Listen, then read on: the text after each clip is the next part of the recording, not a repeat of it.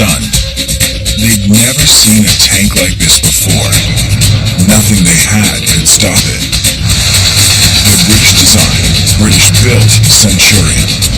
Tearing up the steepest hills, this heavy metal monster seemed to defy gravity. More than 60 years later, the Cold War superstar is still a contender. No other tank has fought in such diverse campaigns for quite so long. Or inspired today's greatest battle tank. Oh, here we go, another one.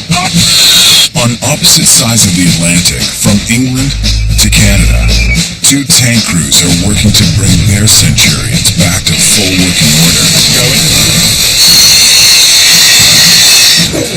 But they're in for a long, tough tank overhaul. Oh dear, oh dear, oh dear, oh dear.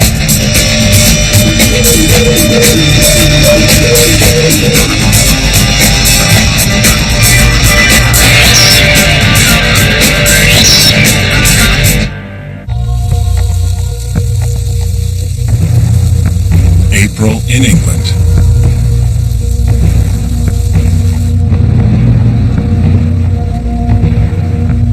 One of the most experienced tank crews in the world is getting ready to rebuild a legend. Now what do we do now? Pour some oil into it and charge it back the other way?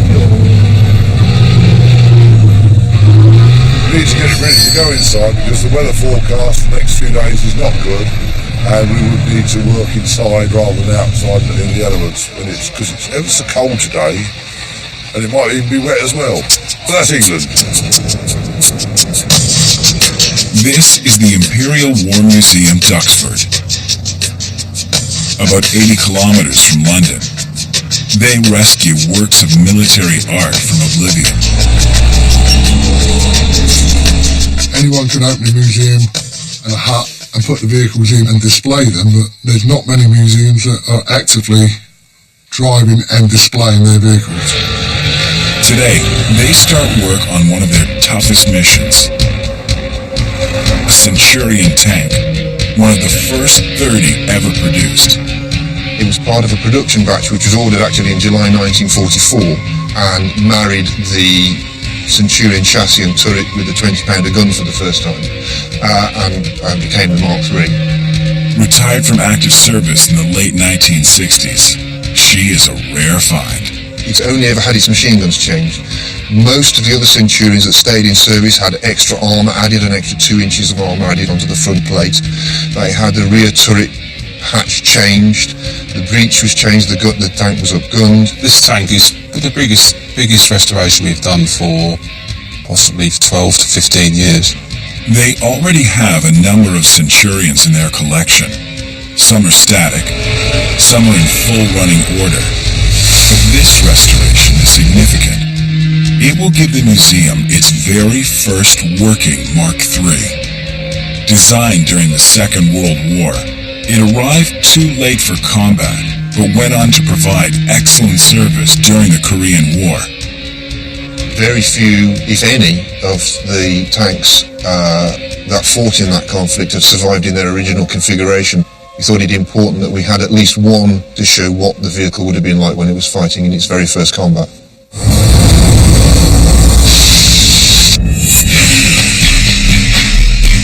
The Centurion wasn't a static design. Unlike other tanks, it could be upgraded, up-armored, and up-gunned. Major upgrades resulted in a new Mark number. By the early 1960s, this chameleon tank had been assigned 13 different Mark numbers. Before we do the gun, that needs to be sorted out as one job. We also need to look at the wings, the thin metal work, track guards. They all need to be photographed, recorded, and then taken off. If I can get out that way, that would be better, because I'll just go round the hill and come up the hill. This is no weekend assignment. It's not even a summer job. This tank is in terrible shape. There's so much to do. The crew is going to need years to bring it back to life. Very badly corroded. We can all do the 3-month restoration blowover job with paint, but that's not my interpretation of restoration. My interpretation of restoration is back to bare metal, start again.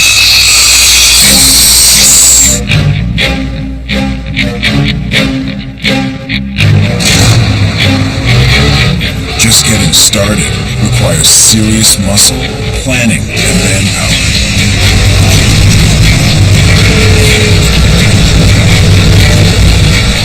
It takes a tank to move a tank. A Centurion armored recovery vehicle is brought in.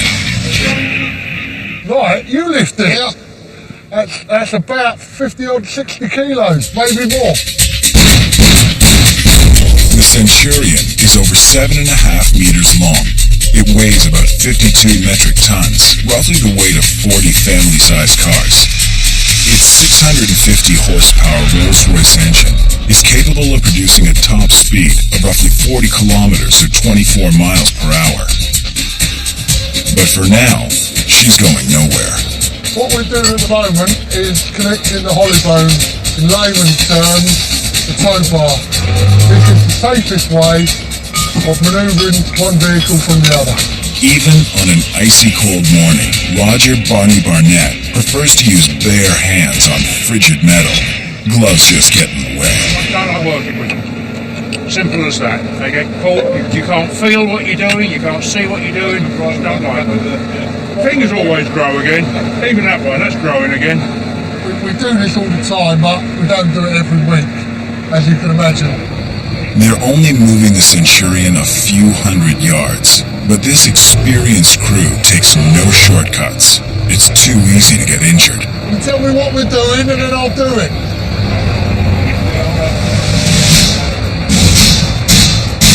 The Duxford Centurion is being restored by a volunteer crew that is second to none. Brian Hayden has been with the museum for over 30 years. Greg Mordecai owns 6 of his own military vehicles. Military vehicle enthusiast. Oh, I'm getting too old for this. Paul Lambert is a former mechanic and engineer with the Royal Air Force. Barney Barnett is an ex-Army mechanic who worked on Centurions back in the 60s and 70s. Broken tank is a challenge. I haven't been beaten by one yet. John Delaney is the museum's curator. To be honest, without the 40 or so regular volunteers that we get coming in every weekend, we just would not be able to restore the number of vehicles that we need to and maintain the collection in the condition that it's maintained in. She spent 20 years in active service and was upgraded to a Mark V during the mid-1950s. Retired from active duty, she served as a gate guard at a firing range. In the early 1980s, she was brought to Duxford, where she sat exposed to the elements.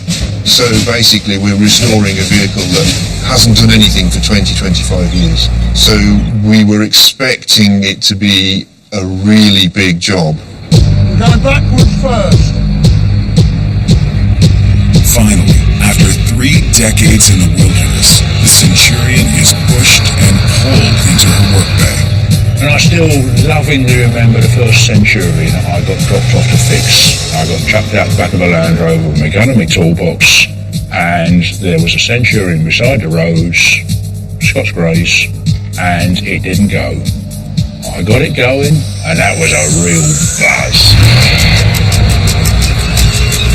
Everyone here knows they're about to work on arguably the greatest British tank of the Cold War era, and one of the best designed tanks of all time.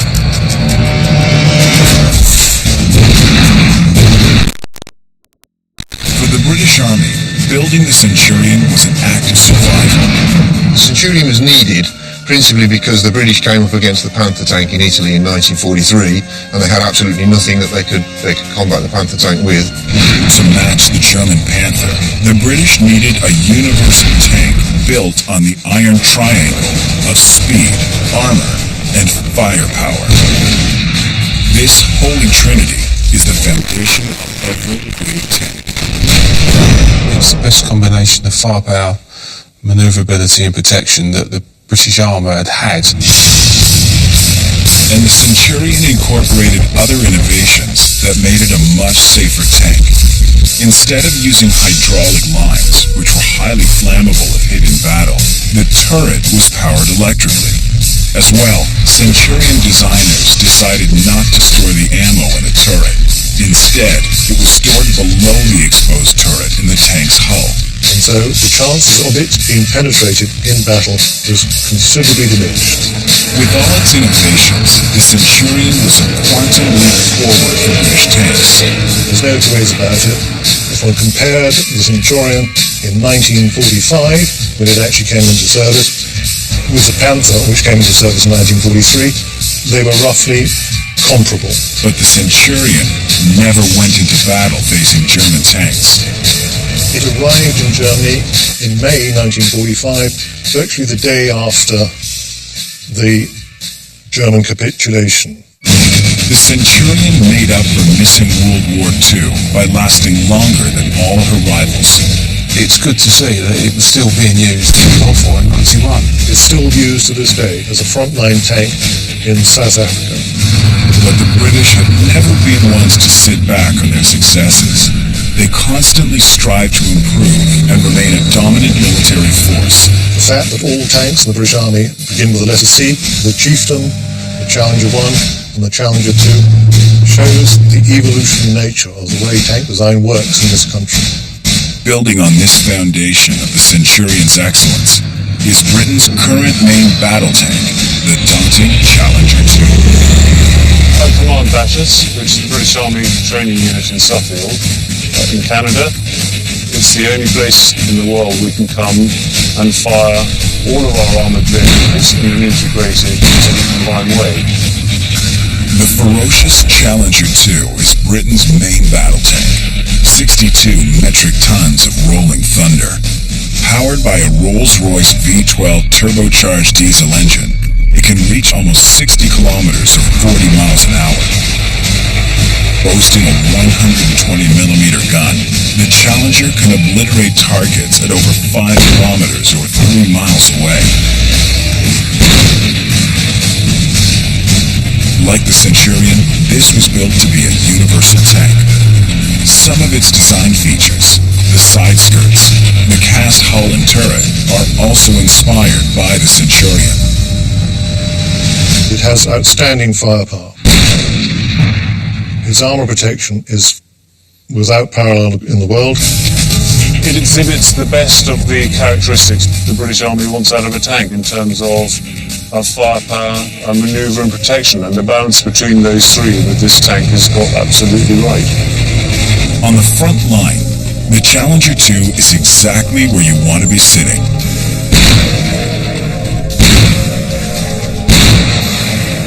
Well, protection is a big factor to us, and in terms of armour protection, this is the best protected tank in the world. But survivability isn't just about the thickness of the armour, it's about other characteristics of the vehicle, and that's where I come from when I say I think we've got the balance, probably about as good as you technically can get it.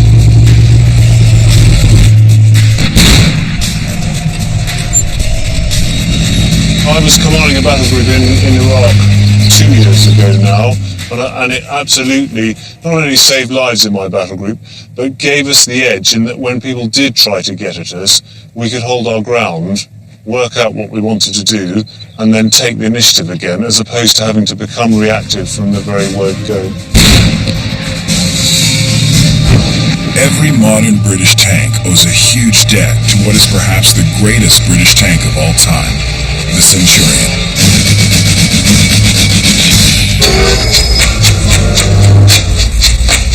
Back in Duxford, the crew launched their 3-year odyssey of restoring their tank back into a Mark III designation.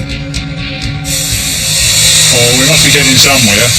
How are we doing, Brian? Are we getting somewhere? Good. Joining the dots. There you go. Right, at the moment then we're stripping down the tinwork, the outriggers, the wings, the bins, the exhaust, prior to removing the rust, removing the paint, washing it down and assessing the size of the problem. Most of the bolts are coming out with a half-inch square drive socket and a fair bit of oomph behind them. We're just cutting the heads off, we'll drill and tap and start again in weeks to come. But what's left, we can always stand it up and bend it up and work around it, can't we? Again, straight out and on the floor, that's it. Removing the tin work is just the beginning of a serious top-to-bottom tank overhaul. Coming up, a Canadian crew begins cracking open their rusty Centurion. Ooh, ouch.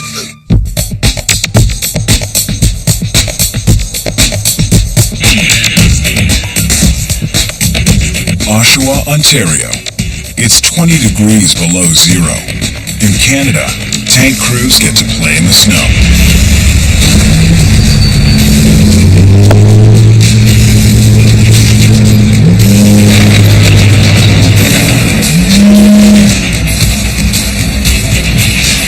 But this is no private playground. It's the Museum of the Royal Canadian Armoured Corps Ontario Regiment.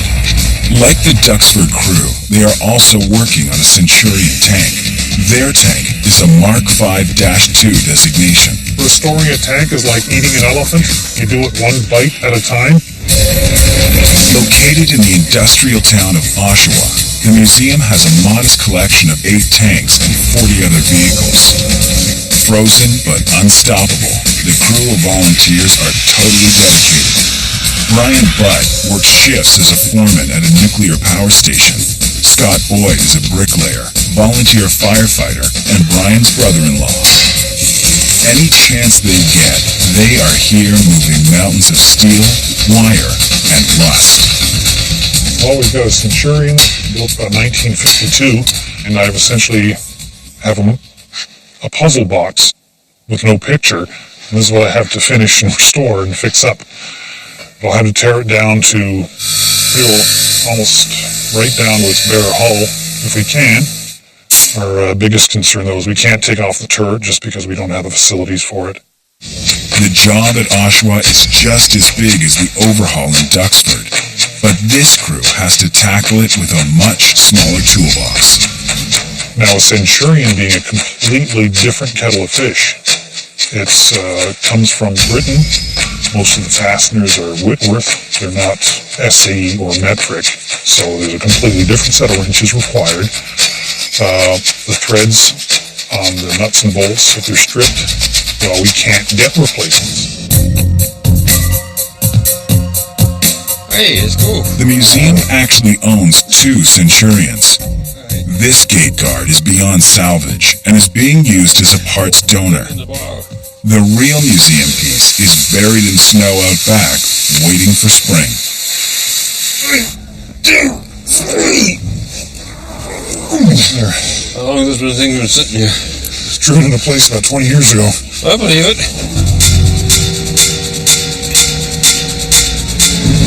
Coming. Hands off.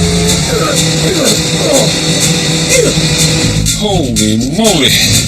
What we're hoping to get out of here is a pair of radiators, but trying to figure out how to get the radiators out is a royal nightmare. We're getting stuck. Main designs of the Centurion was they had to be so heavy, had to have such an armament, had to go so fast, but they never thought of the poor buggers got to work on it.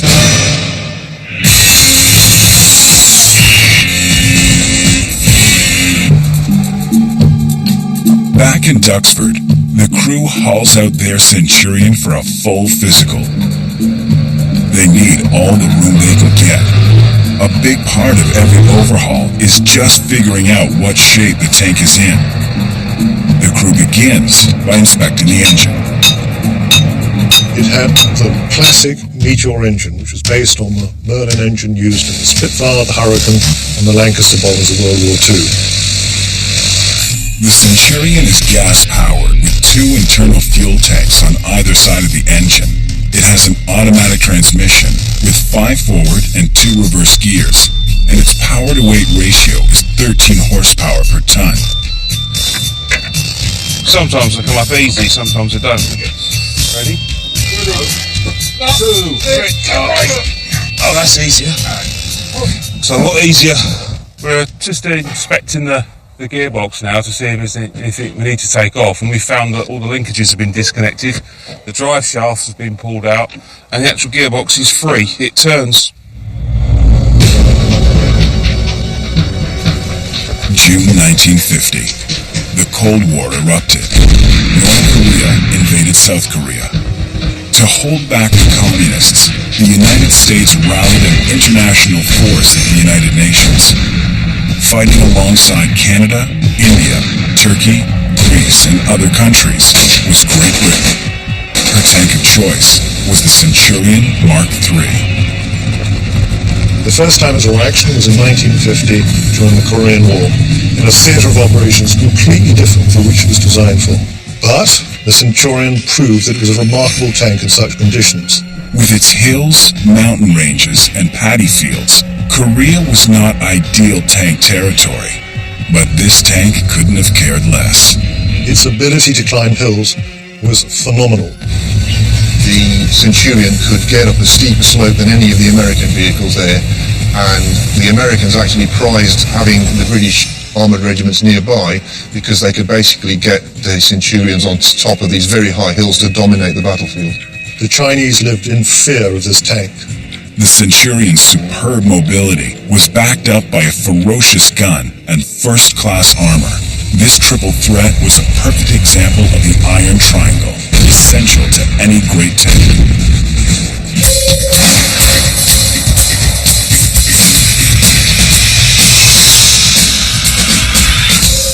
The Duxford mission is not just about making a clean, pretty display.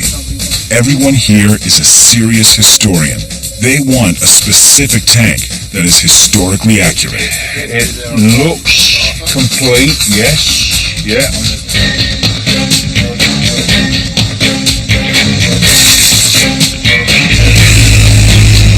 The tanks are put to the test every June during Tank Fest, when they parade their collection in front of military buffs and historians. You don't get world-class recognition without it. Oh dear. Oh dear, oh dear, oh dear. I don't like the look of those radiators. The Duxford crew has set itself an ambitious target. They want to restore their beat-up Centurion to its original Mark III configuration. This will make it the museum's first working Mark III, the tank that set the standard for British armament for years to come. We know it was then upgraded in the mid-1950s to a Mark V tank, which is basically just changing the machine guns on the vehicle. The team is looking for clues to make it perfect. Paul Lambert has gone into the hull looking for any records of past engine work. He finds the Holder vehicle literature container to the left of the driver's seat, right where it's supposed to be. All the way right down. What you got? Moment of truth then. Open up the range. Oh yes, and it's there. All the engine's record data, look, overhauls and modifications. Just the job. Okay, you've got it. Yeah, fingers and we're... These notes contain precious clues about how the engine has been reconfigured. Coming up, the Duxford crew gets stuck replacing the Centurion's mighty gun.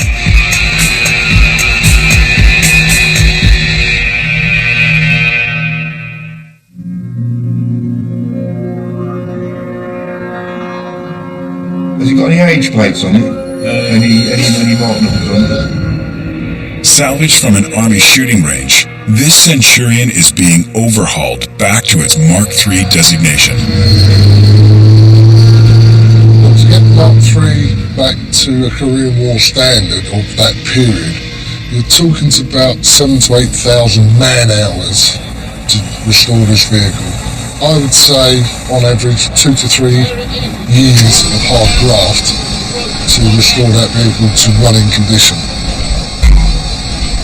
Today, the crew will swap guns so their Centurion gets the right gun to be a Mark III.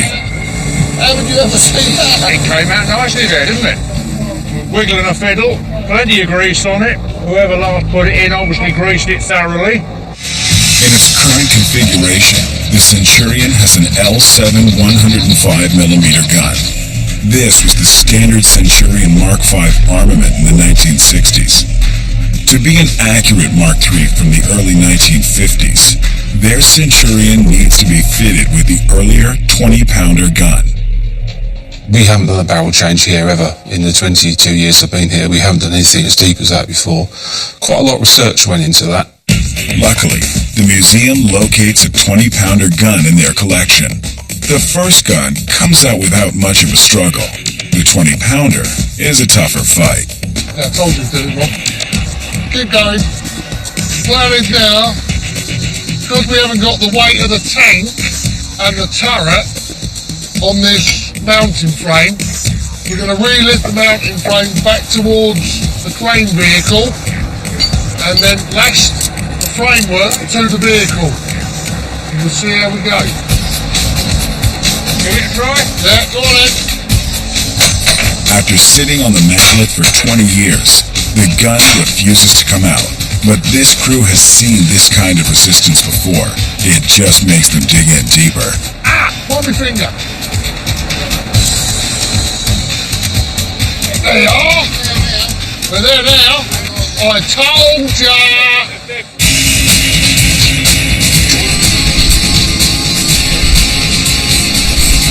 Yes, that's moving.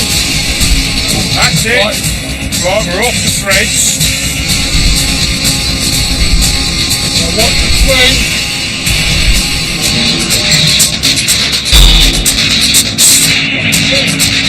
Half past 2, we started this. What's the time now? 4:30, 2 hours. That ain't bad. We're getting a gun barrel 2 hours. Quality engineering. With the 20-pounder almost in place on their Centurion, the crew is about to add a critical piece of their Mark III jigsaw puzzle. But there's still so much more they need to nail down. What I have no knowledge whatsoever of is Korean local modification instructions. We need to talk to the veterans about that. They've got representatives from both of the main tank regiments in Korea coming on Thursday.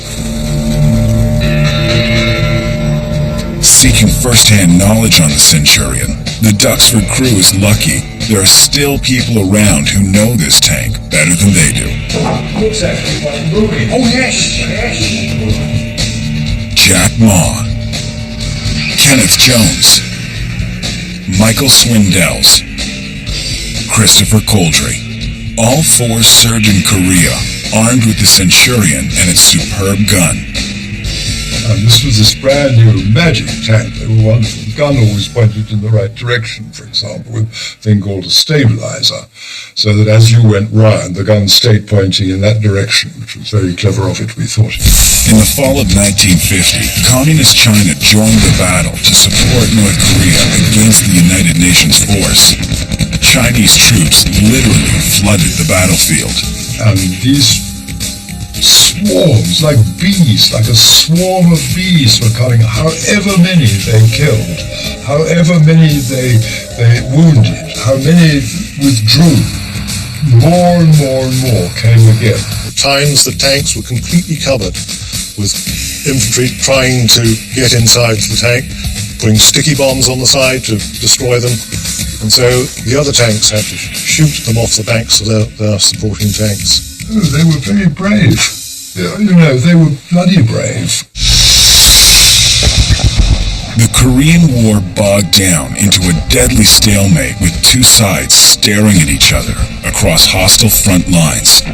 We had the rather extraordinary situation where Centurion tanks were perched on top of hills, dominating the surrounding terrain, whereby they dominated Chinese positions. This is where communist forces confronted the terrifying accuracy of the Centurion's gun.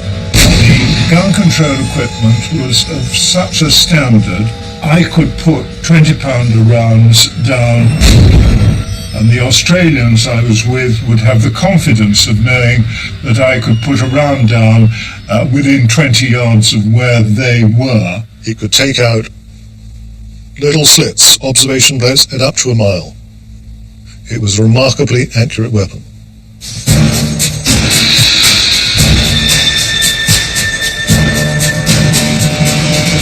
With a 105mm gun off their tank, the crew prepares to install the Korean War era Mark III gun.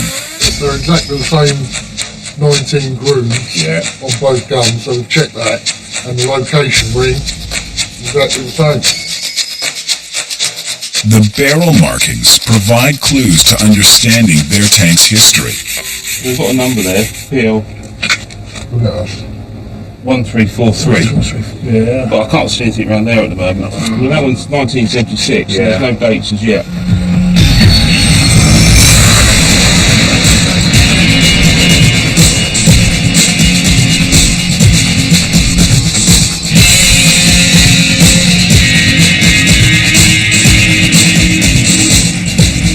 Ready, Barney? Rotate. That felt good. Rotate. Stop. Bring it in. Very good. I think the pin has gone fully home. Now rotate the barrel 45 degrees. How's that, Barney? British engineering still holds up. The gun fits like a glove. It went in obviously as well as it ever did 40 years ago. It went in a lot easier than it came out. We're now back to what I believe would have been the original pattern, the A-type 20-pounder gun, as would have been fitted to the Mark III when it rolled out of the factory in 1949. The Duxford crew has taken a huge step forward. Now, it's time to dig deep inside the hull. Coming up, looking for long-lost parts at a swap meet in Canada. I've never seen one of those. Yeah, right.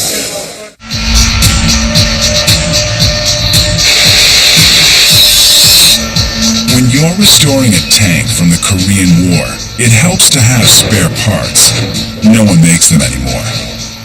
In theory, we have a complete Centurion in bits, apart from the hull and the running gear.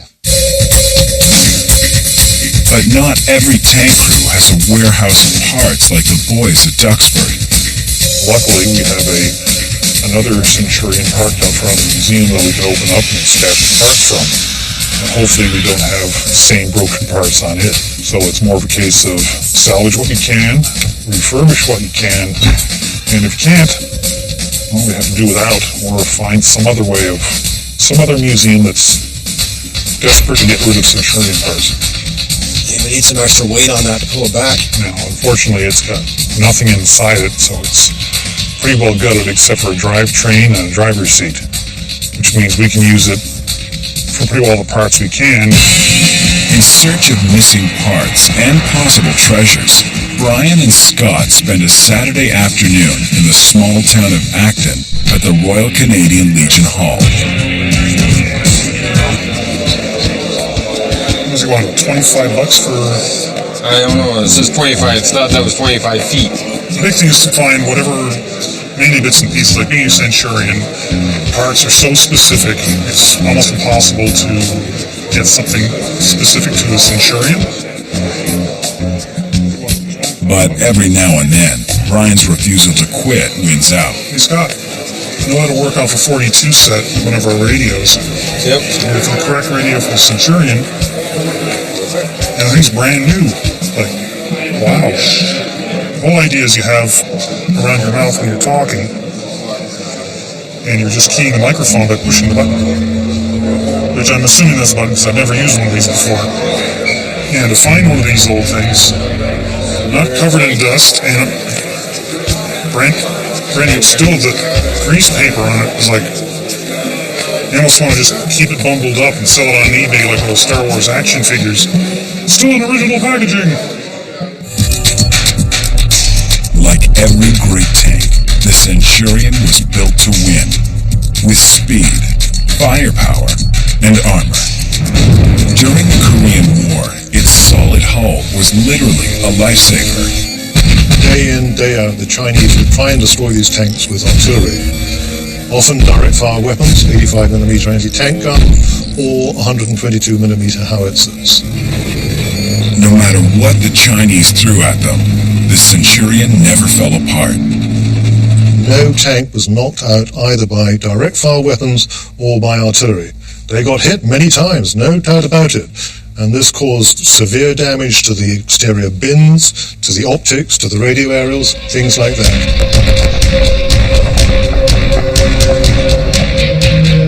And the Centurion designers ensured that even under fire, British tank crews had access to an ancient weapon essential to British victories. Each Centurion had a boiling vessel, as it was called, and we could make hot tea inside the tank. Now, if you're in the tank all night, which we often were when these patrols were out, you did keep warm. July 1953. The UN forces held back the invading communist troops.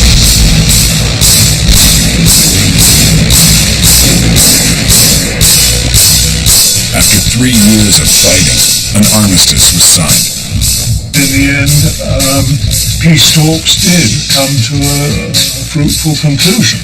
Never a total peace, but a ceasefire anyway, and a demarcation line between North and South Korea, which exists to this day. After Korea, the Centurion became an international hero. Having proved itself so well in combat, the Centurion tank was purchased by several countries within NATO. Holland, Denmark, a variety of others. In fact, it became virtually the standard NATO battle tank. In Korea, the Centurion saved the British Army. In the Middle East, it would save an entire nation.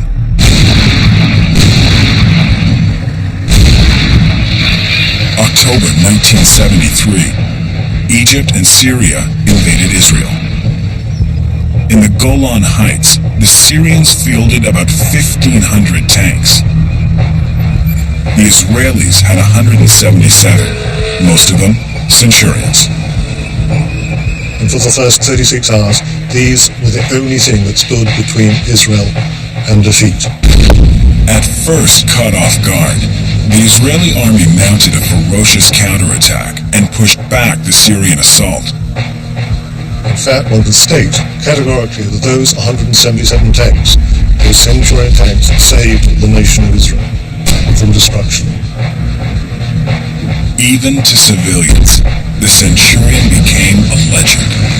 After the October War 1973, when soldiers were inducted into the Israeli Armored Corps, their mothers stipulated that they wanted them only to fight in Centurion units because they thought their chances of survival were much greater.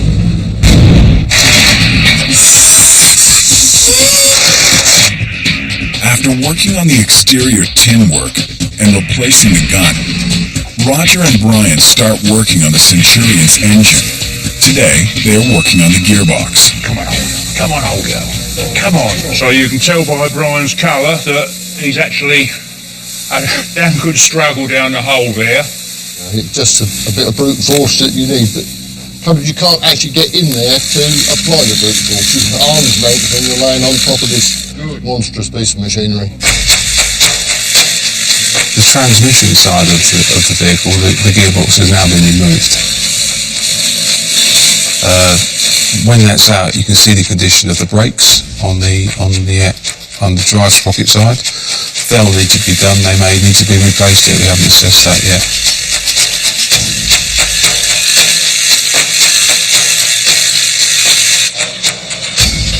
I reckon that'll do you there.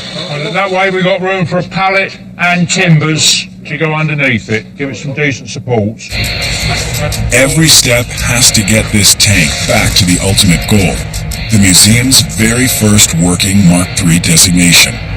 It won't be ready for this year's Tank Fest, or even next year, but it's such a rare creature, they'll take as long as the job needs. Far away from Duxford, the Oshawa volunteers are hammering away on their massive tank overhaul. This is the fourth day being here for probably 6 to 8 hours a day. Frank Moore is working on the Centurion's auxiliary engine. It's far more practical if the tank is sitting in a station per se overseeing an area, that type of thing, that they would run this little engine here to get all their electric power for radios and the fighting compartment and interior lighting and anything else that they would have to have. The main battery feed wire up to the start control panel was missing. The ignition coil was plugged into the wrong terminal over here. Had to pull the carburetor all apart, clean it all out because it had dried out 20 years ago. Here is where brains and expertise make up for no money and not enough time. Hey, we got power. It might start.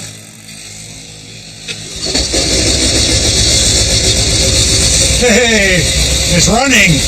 Hey, there she goes. Hey, the governor just got in. Quick, get the boiling vessel. We'll make tea. And that's the light that tells you when tea is ready. But not bad for sitting, not running for 20 plus years. Gee, it even idles. Isn't this nice?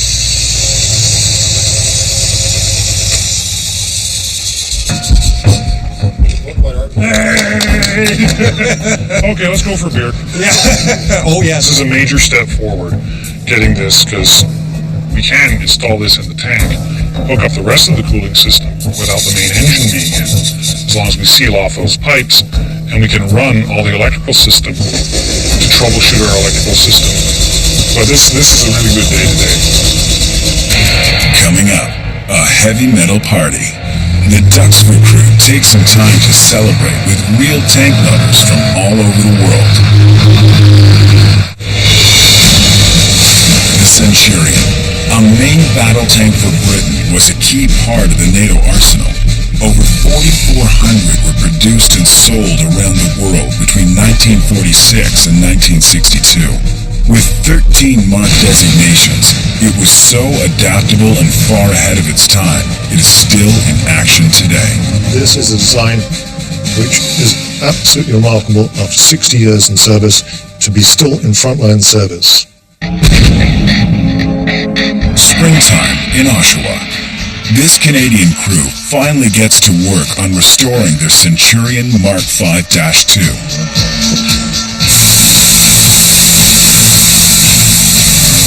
John Allison is a heavy equipment mechanic. He's been volunteering at the museum for 2 years. Well, even though I work 50 hours a week, I'm here every single Saturday as much as I can. Occasionally every Wednesday if I can get it off. All the free time I can handle. Not funny. The crew gets down to business in the engine bay. Now we're using a dime. Let's check those. Brian is anxious to test his swap meet finds. Just to see if the stuff we got in Acton was going to be usable at all. The original issues we run into with the Centurion is there's so many different marks. The manuals we have for the Mark 1, 2, 3, 4. This one's supposed to be a Mark 5/2. So, wires been tacked in here, tacked in there. You end up with all kinds of modifications. Right now we're kind of semi-guessing. With the wiring sorted out, Brian's crew goes back to the donor Centurion to salvage some parts. Where's the, well, we've been trying to get the transmission out now for about 3 months, so progress is slow. This one hasn't moved in about 20 years, so what we've got is a lot of seized nuts, bolts. None of the moving parts have been moving for 20 years. A former mechanic with the Canadian Forces, Bruce Wyatt joins in to help out. Reefing on those bolts pretty hard. I don't want to strip the threads or snap them off. Well, if you come back next winter, we should have at least 6 bolts out. If we're doing good, then we'll even have 12. But we're not going to push our luck. If anybody knows British vehicles, you know that there's bolts after row, bolts after row, bolts. Oh, we don't want to go there. We don't want to offend the British chauffeur. These guys aren't in it for the money or the glory. Their reward lies far off in the next decade. Maybe you can subtitle this The Never-Ending Tank Story. It's a wonder that these tank crews remain so dedicated, but there is a payoff. once at the controls, they never forgot what it was like to drive one. Phil Eldridge is one of the leading volunteers at Duxford. In the 1970s, he served with the British Army, taking care of and driving a Centurion Mark 12, the last gun-armed Centurion left in service with the British Army. It was a match made in heaven. Phil thought that his love affair with his Centurion had to end when it was retired from active duty. The last time I saw the tank in Germany was 1978, when I loaded onto a tank transporter. Phil and his Centurion were separated for 12 long years. Then one day, he paid his first visit to the Imperial War Museum, Duxford. In the Land Warfare Hall, he found himself face to face with a Centurion Mark 12.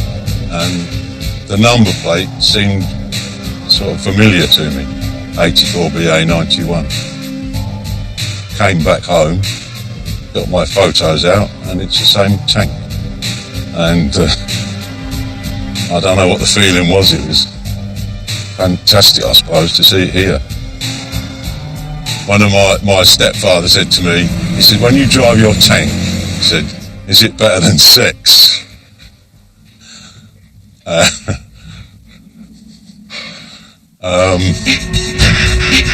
Duxford, every volunteer understands and shares that passion. You get a rush driving anything. Even though you spend 9 months, maybe 8 to 9 months a year restoring the vehicles, even if you only spent 15 minutes a year driving, that's worth those 9 months of hard graft, all weathers, restoring vehicles. I own 6 of my own vehicles of various tracked and wheeled versions and the motorbike. Unlike the other volunteers, Greg Mordecai doesn't wait for Tankfest once a year. He can drive his dream vehicles anytime he wants. I always have to have a commander with me because I can't see all round the vehicle. He can identify exactly what's happening under the road conditions, who's behind me, who's to the side of me. Move over to the left now, it's your clear. Still clear. Clear.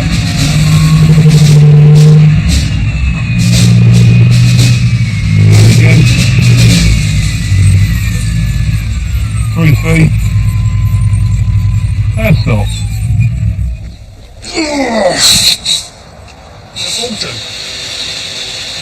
400 quid to put in this. No, more than that now. It's classical really. Upon reaching the cash desk to pay for the unit, £450 later, we were chuckling away. I bet mine's a bird puller. I even take it shopping to the local supermarket, get me bread and milk and butter and water. That's all I can afford nowadays while running this thing. It's a wrap.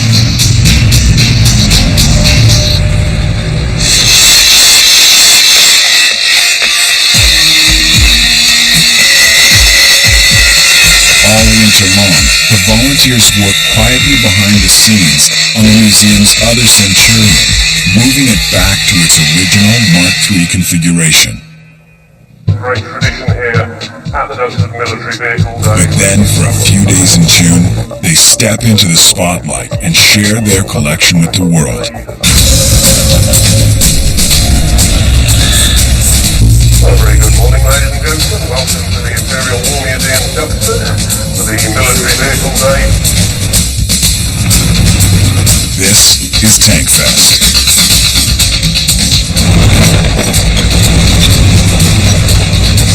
The armour that we'll have on display on the day will have probably 20-25 main battle tanks running around, including the Mark 12 Centurion and ARV Centurion, and the Mark III will be on display. It'll be very noisy, lots of diesel fumes.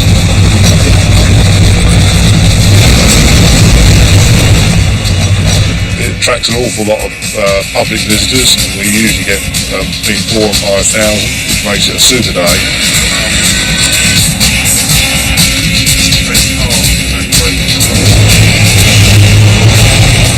We've had to get some vehicles out of the museum.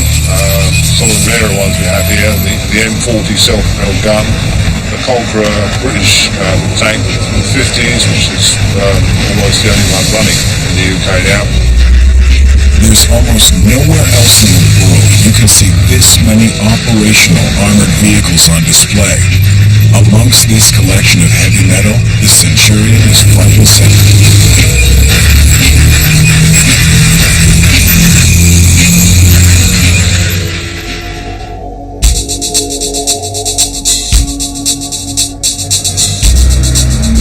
Once Tank Fest is over and the crowds have gone home, the volunteers don't waste any time before they dive back on the restoration.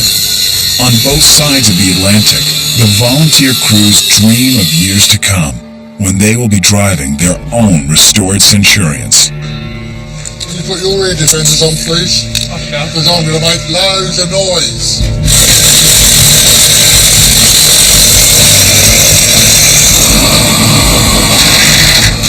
Having stripped off the tin work and put back on the right gun, the crew is almost finished the external work.